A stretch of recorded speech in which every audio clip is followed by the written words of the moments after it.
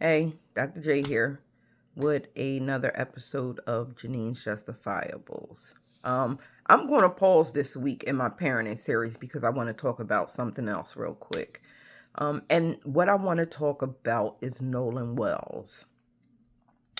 If anybody is familiar with that name or what's going on with that situation, it is Nolan was a young black male who went out on a boating trip with some friends.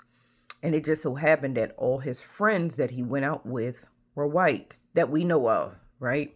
I'm just going on by what I've seen in social media, the news conferences, press conferences, all of that.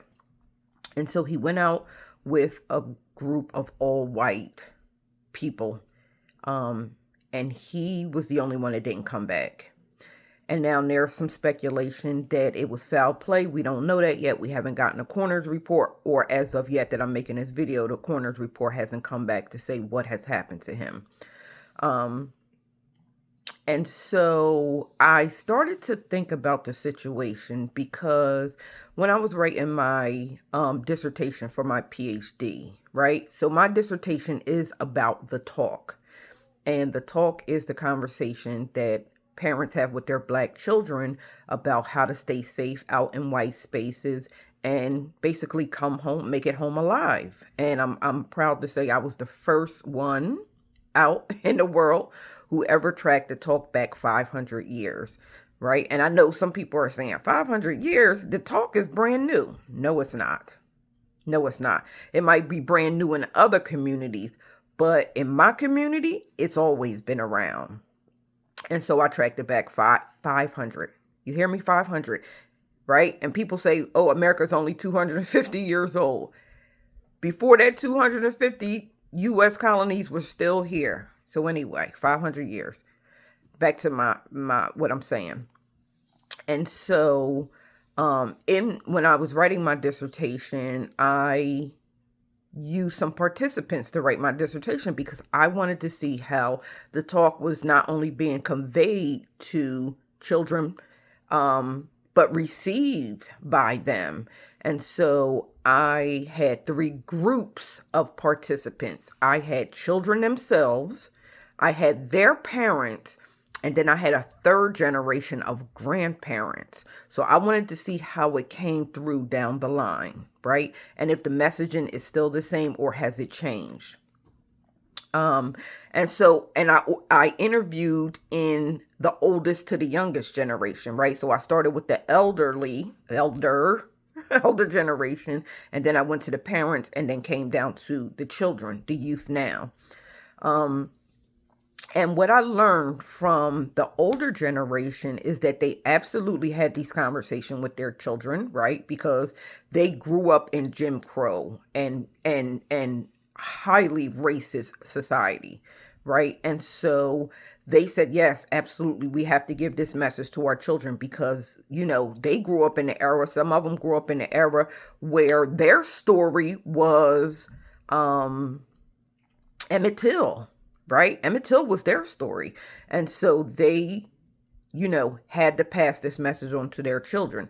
And then when I spoke with the children, who some were maybe my age or a little younger, talked about absolutely, I gave this message to my kids, and I'm still giving this message to my kids, especially the ones who have like the teenagers, because my research talks about when black children start receiving this messaging. And it's not just a verbal communication, right? It's action as well. You show them in your actions how to protect themselves as black people out in white spaces. And so the parents said, hey, I absolutely gave my kids this information and how I gave them this information. And then when I got to the youth, right, the youth that I interviewed were between 13 and 17 years old. And they had a different story.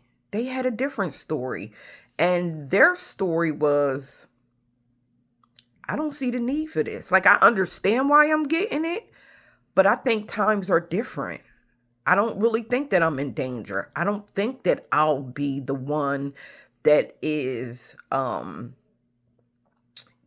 pointed out or profiled just because I'm black.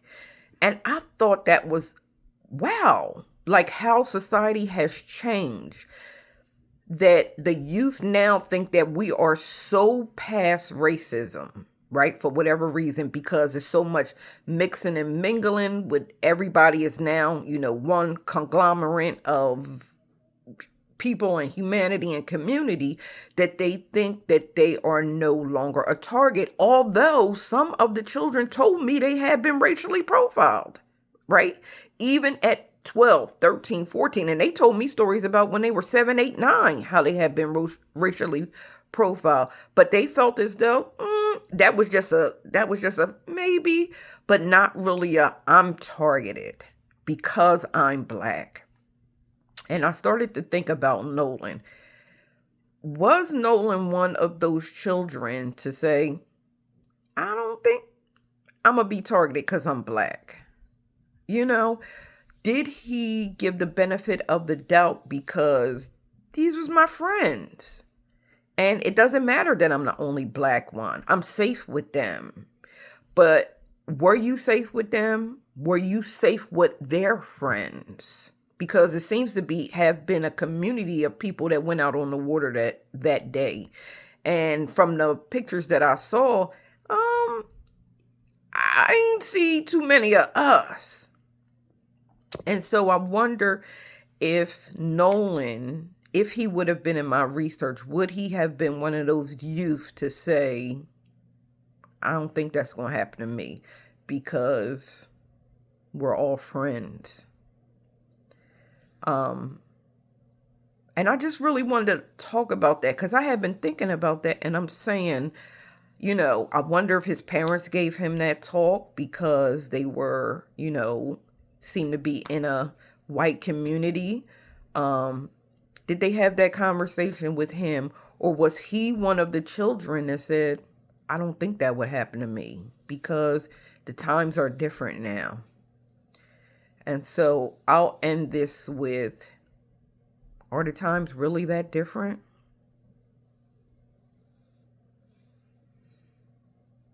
I'm praying for Nolan's family. And I'll see y'all on the next go round.